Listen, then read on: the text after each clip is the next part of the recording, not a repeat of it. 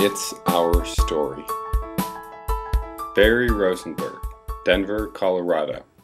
Mike Smith was one, I don't know, people call them inmates, residents, but Mike was one of the original people at the nursing home. At that time, he must have been about 20, and he was pretty weak, but he had a sharp wit. He used to stay up most of the night, and he'd write. He had a number of friends. He liked to party. He liked to live life to the fullest. And during the day, he was in bed a lot, and it wasn't because he was sick. He was just tired because he was up all night. Michael was not political whatsoever. I doubt that Michael knew who who the governor was. It just wasn't an interest of his. He was, again, a poet. He was a schmoozer.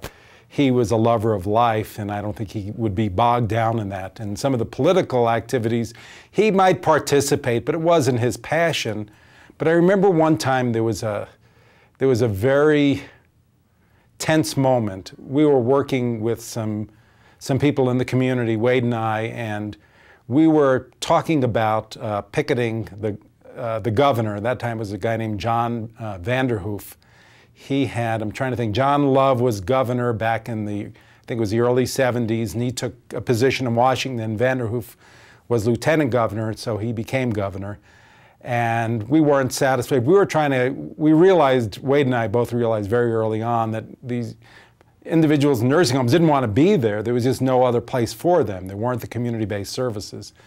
So we were trying to promote some services. We were trying to do some reforms. And the governor was, pretty indifferent to all of it. So we had talked about picketing. Well, there was a fellow who was very active in partisan politics who happened to have a severe disability. He's a very sharp guy, and he was very supportive of the governor. And he was trying to make some reforms. So he was telling us some of the reforms that the governor was willing to make. And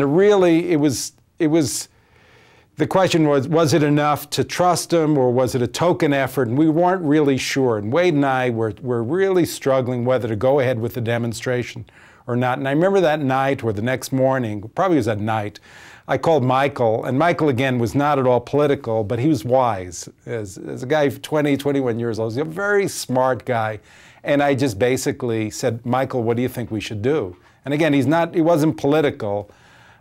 He had a good heart and a good mind, and he said, I think you should demonstrate. So that was enough. Even though, and I don't even know if he was involved with the demonstration, but I think he believed in it and believed in what we were doing and bettering the lives of people with disabilities. The It's Our Story project is a national effort to make disability history public and accessible. Visit us at www.itsourstory.org or on the It's Our Story project YouTube channel.